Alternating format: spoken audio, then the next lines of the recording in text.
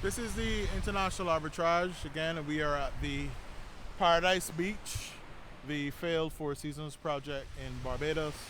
But that's just in the background. At the end of the day, this is one of the most beautiful beaches on the west coast of Barbados, known to be one of the most fantastic beaches on the west coast. So let's take a look while I chat about a few things about tax law.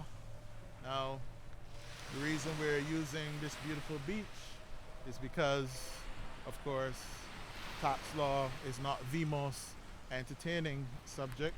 So, to trick our subconsciouses into staying focused, we'll have a look at some beautiful beach and water while we talk about things pertaining to the world of international tax.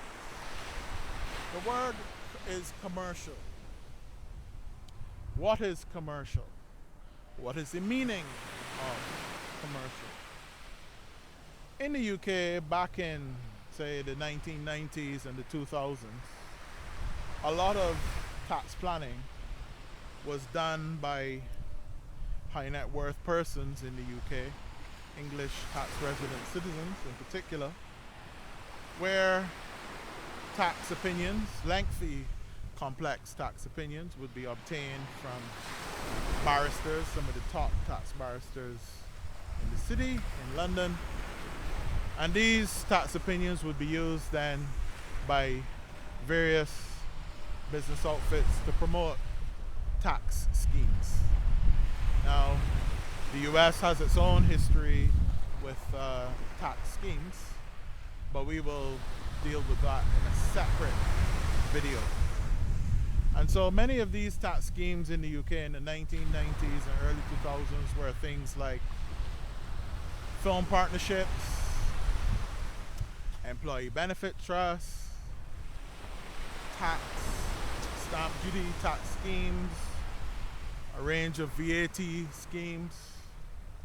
And these schemes were all tax avoidance schemes. They were sold kind of like products where people would buy essentially the black box and insert it into their affairs, whether it be their company or set up a trust or what have you, and then away they would go and achieve the tax benefits. But of course, in the late 2000s, carrying on until today, a wave of complex tax litigation was triggered by the HMRC, for which most of the schemes have failed. Most to many, I would say. Some have survived, things like excluded property trusts, although those are now under threat because if, apparently as I read, if the United Kingdom decides to vote in the Labour government, they seem to have made some commitments to change the law and ultimately do away with the non-dom regime. So many of these film partnerships, employee benefit trusts, and other schemes ultimately failed. Litigation ensued. Many people were very aggressive in their litigation against HMRC, and to my knowledge, many people lost these cases. Now, I've always said that when it comes to tax planning and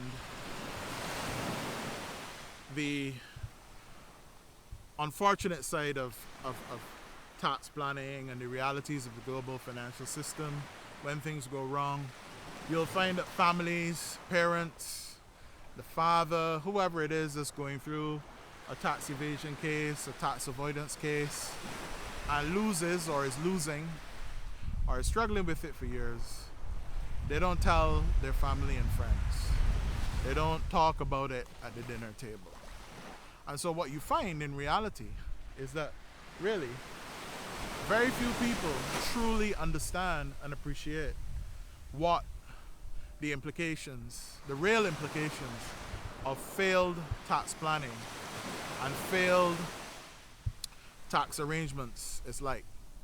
You can see it in the way that many people ignore tax advice. They avoid it because they see it as cheaper, much cheaper to avoid it, not to to pay that money, which is fine. I'm not here making a case, of course, to hire tax lawyers, but I'm not an English tax lawyer, so that's okay. I can talk about these things.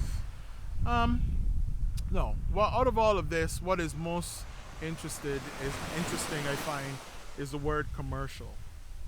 And commercial, the word commercial, I find, means many things to many people. I learned about the word commercial, the meaning of it, when I was working in the international telecommunications industry in London. And at that time, there were many commercial managers, and there probably still are, but there were many commercial managers. And so I learned the meaning of the nature of commercial risk and what the meaning of the word commercial is. And so commercial means that essentially commercial is anything that causes revenues to increase or decrease, or costs to increase or decrease.